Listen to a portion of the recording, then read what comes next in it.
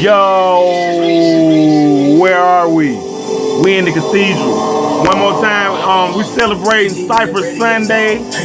And on Sunday, Cypher Sunday, we always bring a producer in. And we bring back some of the prolific MCs that did their thing prior to today. So we got dope MCs and we bring dope producers. And one of those dope producers, straight out of the jungles of Makanja, if you don't know him, you're about to know him. He produced the song we listen to in the background. That's Blackmail. Preface. I like to say preface. Most people say preface. I like preface for the English on it. You know what I'm saying? We got Lil Nate NB, prolific producer from Makanja to the cathedral. What's going on, brother? What's up, everybody? How y'all doing? Look, bro, before we get started, this is some of his epic production in the background. I'm gonna go over here and turn it down so we can get in depth into a conversation so I can get inside this man's mind on Sunday, Cypher Sunday. Sunday 2 times in that. Hold on, holla at him now. Right back, bro. Alright, Lil Nate NB, DJ NB, hit me up on Twitter, at Lil Nate NB, hit me up on Facebook, Lil Nate NB, hit me up anywhere, Lil Nate NB, Google me, Pistol Pre, Lil Fam, single out, go cop that. Yeah, that's pretty much it. Alright, I'm back too. Alright, man, before we get started, we do the producer edition, man. And what happens is, man, I don't look for the producer. I look at the music and I be like, who the fuck is the producer? I was listening to Blackmail. That's an artist from the undergrounds of Makanja 2. He been on the show. I've been listening to his music, and the song we're listening to is one of the songs that I liked it. And I would ask him who produced it. He told me, and I was like, hold up. He's got to be a part of the cathedral, because when you hear epic productions, bro, you hear money if you listening to it right. And when you hear money, that means you're going to do some great things in the world. That's the only way you can get a lot of money. What is your motivation for producing? Do what you want to do what you love to do. Yeah. How many beats do you make per day? Because I always say this point, there's a difference. There are such things as, when you talk about beats, there's 2 kinds. There's a producer and there's the beat maker. The beat maker makes beats in volume. The producer makes less beats with better quality production. Not to say that the beat maker don't make dope quality beats, but like the consistency of the beat and the music is way more in depth than beat makers, because you making beats like 300 beats a day. Come on, like real talk. You ain't took a lot of time on these beats. What is Lil Nate NB? Are you a beat maker or a producer? I'm a producer. Straight up. I listen to the producer. I know that. I listen to the music, and I can tell like you like the layer, and you listen to it like what are your inspirations in music? Like, what do you listen to that made you want to make the music? For real. Dr. Dre. Oh man. will.i.am. I like will.i.am. I like will.i.am too. He don't get a lot of credit as a producer, but he is a lot of all those hits he made the beat for him.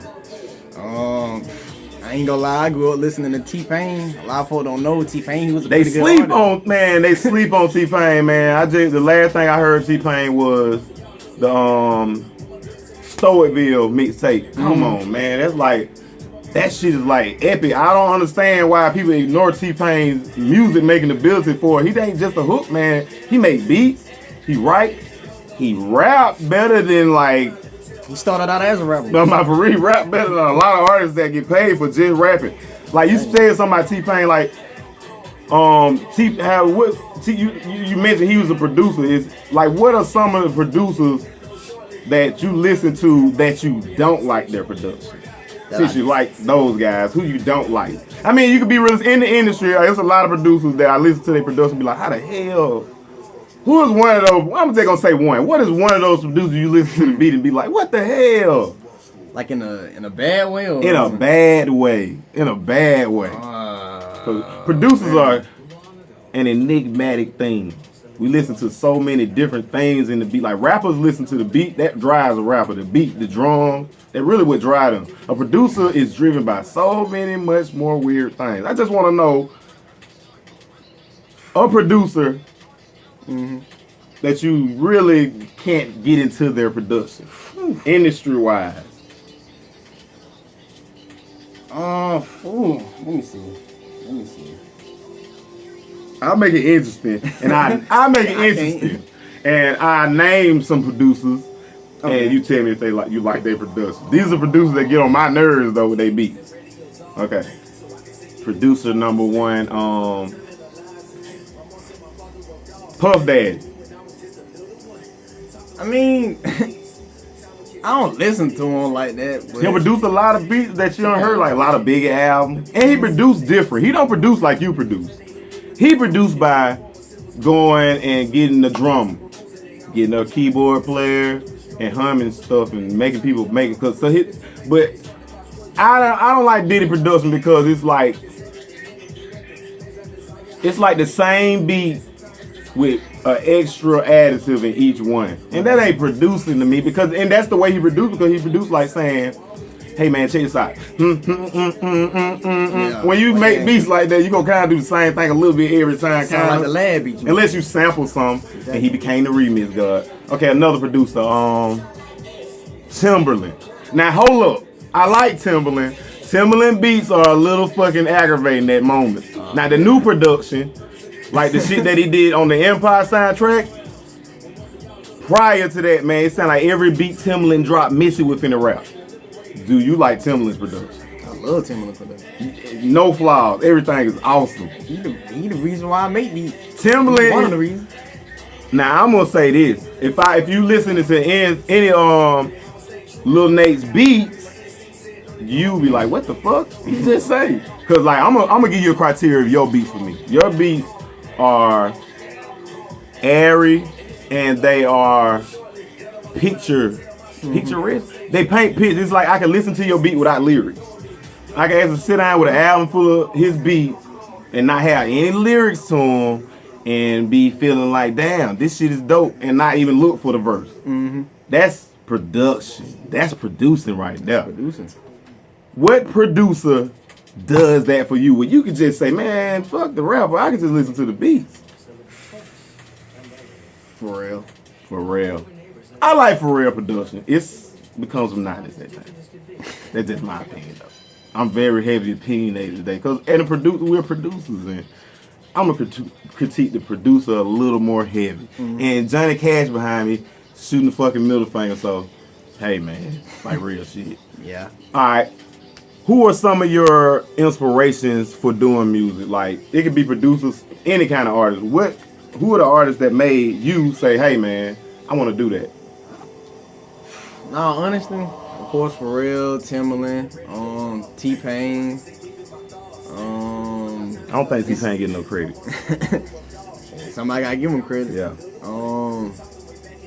It's a guy named Flying Lotus. Flying Lotus. I never heard him. That nigga sound dope as shit.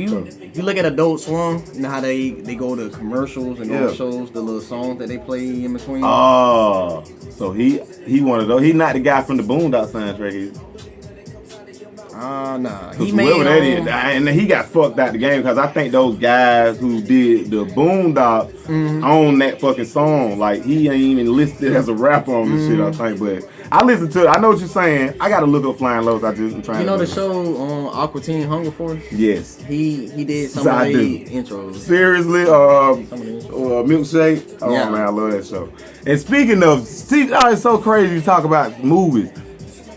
How do you feel about sampling when it comes to your production? Are you a heavy sampler, or do you sample just because, or you like try to stay away from sampling? I love sampling, but I want to try to stay a little bit away from it. Cause like I said, I want to try to create my own. I want to try to create my own noise, my own sound.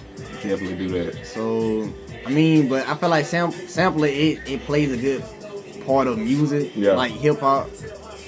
It's like where it started. It started with break beats, you know what I'm saying? James Brown and Kool Herc invented hip hop, you know what I'm saying? Cause like that's where it started at. Everything you hear from early hip hop, just a break beat. They ain't had drums. They couldn't really get down like that. The people who were playing drums were like, I'm not about to play that shit on my drum. Hip hop was stupid to people when it first started.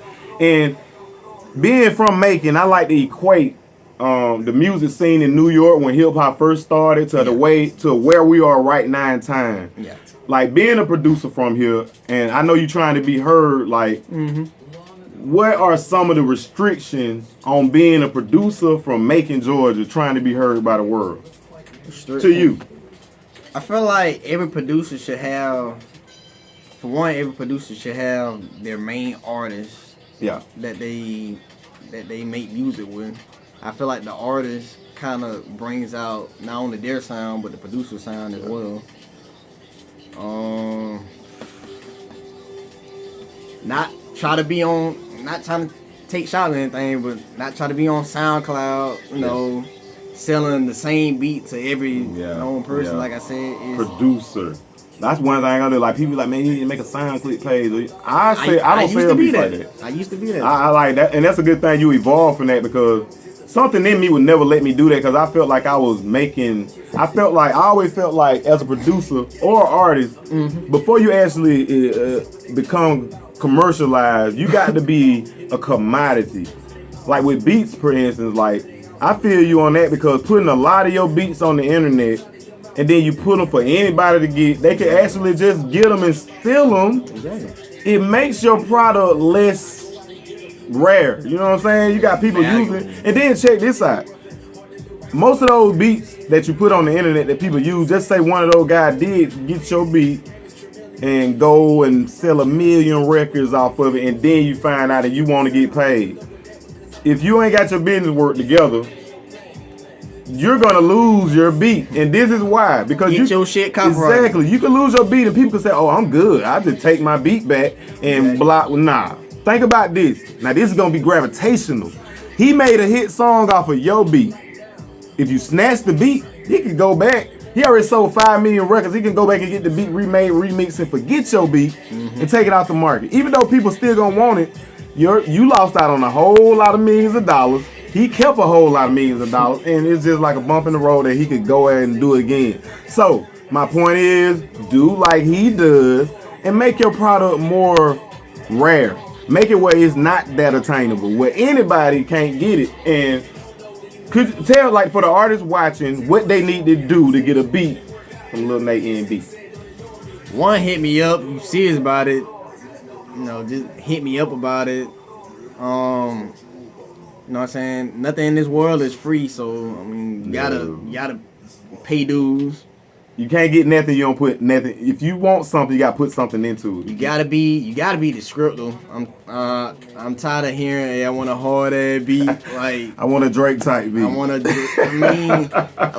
hate that, bro. Like, I like to make stuff, and then when people actually hear it, they kind of tell me, I kind of like it another way. You know, I don't get that much, so but I enjoy doing that because it makes me feel like, okay, I still got stuff to do and learn. You know. I make a lot of my tracks through hooks.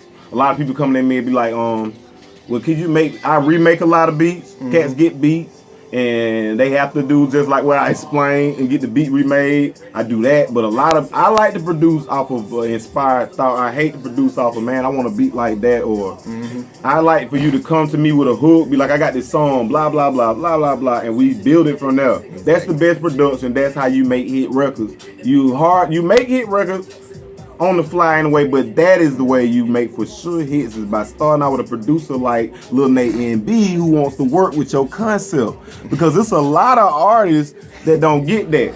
As a producer, we got a lot of pet peeves with artists. What is your number one pet peeve when it comes to artists and you giving them your production? What do you hate the most? One, they don't try to do anything with it. They just want to show it off to their friends. Yeah. Two, like I said before, don't want to pay. Try to be cool with me. Hey, you know, we go to the same house. Bro, email me the tracks. Bro. Like, bro, no. Like, give me my money first. You got PayPal? That's what I hit him with. You got PayPal? That stops a lot of conversations. PayPal. You got PayPal? Nope. It's simple. You know what that means? I want some money. Like, my number one pet peeve with rappers and beats is like, I hate rappers that be like, hey man, I need to check some beats out, man. I'm gonna get them Friday, but I want to, make sure that you got them locked in. You gonna keep them for me, dog. The only way you can make me keep a beat for you for a extended amount of time is if you actually pay for them. That's the only way. You gotta pay for them shit still. If you like, I need some beat and I want you to make me a beat, and I don't do that either. If you want me to make a beat, we doing business, and that's why we keep it 100. Artists, you got to do business with the man in order for the man to give you exactly what you want. And I ain't gonna cheat you out. Like I don't like getting cheated out, so why would I do the same to you? Nobody like to feel like they got took. And that's a major concern with mine with artists of your generation. I look at a lot of artists that's in your generation of music, which is the next level to making. For the guys that don't want to say it, these guys are the generation that we got. But now guess what? They're the generation we should raise and to the ways, and they learned this shit on their own. Everything they know, Blackmail, all of him, they know it on their own. They went out there and was looking for music instead of attention. They love the music. Exactly. When it comes to music in your generation, I feel like a lot of artists are good, and they be so good that they feel like they're supposed to be giving all this shit. They feel like, oh, I rap so good, you supposed to want to give me that beat.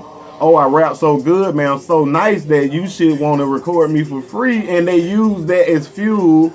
Again, I see a lot of Facebook posts where people be like, we need to work together, producers trying to charge for their beats and shit.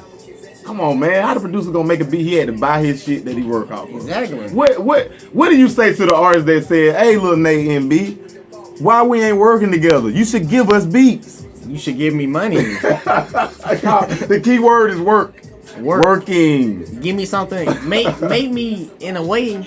If that was the case, make me love your music first. Like, give me something that if I hear what you got going on and I respect it, then you know what I'm saying. Other than that, the business side we can discuss that afterwards. But you just somebody like I said, just hit me up for a hard beat. Ain't really trying to go nowhere with it. Ain't trying to do nothing with it. Ain't no point in you coming my way. And exactly, and that's what keeps a powerful person in power, because he doesn't relinquish the power over his product. Exactly. Don't settle for less. A wise man once told me, he said this. He said, most people aren't not successful because they aim high and miss. It's because they aim low and hit. You're afraid you can't demand $1,000 for a beat. Guess what? You can't. So what? You say, I want $1,000 for my beat, right?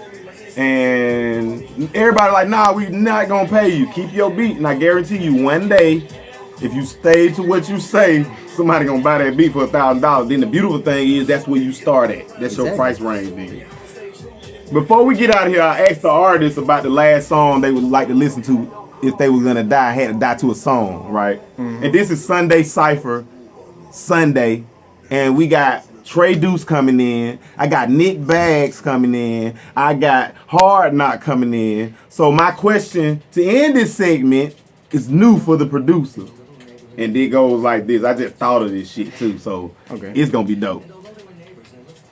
As a producer, we like to make beats, and we have a method that we always go through. Producer either start with the melody, or they start with the drum, or just a duration of the two.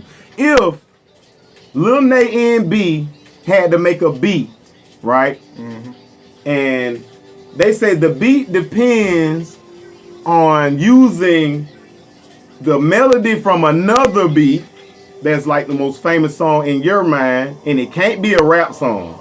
Your melody has to come from a song that has nothing to do with rap, and you have to take the drums from a song that is of the now generation, of the music that you hear now. So you got to do two things on a mission. You have to take the melody from an old song that is not rap and put it with the drums of a new song that is rap. What are those two songs you're combining? Michael Jackson. What's the name of the song? I ain't just in my head. Is it Off the Wall? Yeah, Off the Wall. Michael Jackson, Off the Wall melody. Okay. And you said New School. New School Drums. New School 808, Drums. you know how it go. Ooh. Bad and boozing. Bad and Boozing Drums to Michael Jackson Off the Wall Melody. I think Lil Nate and B just fucking created the dopest beat ever never heard. Did you just hear that shit? Piece it in your mind. I'm piecing in my mind. I can even hear Michael Jackson hook on that shit. Think about that, Migos and Lil Uzi Vert resurrecting Michael Jackson to get a feature. And we are about to pose out of here. Next up, I got Trey Deuce coming up, man. Lil Nate and B, you got anything to say before we plug out, bro? Pistol Pre, Lil Fam, album out. Well, not album, the single is out. Oh yeah, I seen it. Life is Unpredictable by Pistol Pre coming soon. Just want to give a shout out to the Unaverage Click. What up, Black now? Blackmail, Jabin, Crystal J, MOT, Masters of Time. Be on the lookout for them soon. And how the producers get with you? Tell them again if you want Lil Nate and B beats. Hit me up. Don't waste my time. Have your money in order. Yeah. Don't call unless you got a budget, man. Don't call me. That's how it goes. And we are out. Underland, what's going on, man? We are live and we are coming back with Trey Deuce.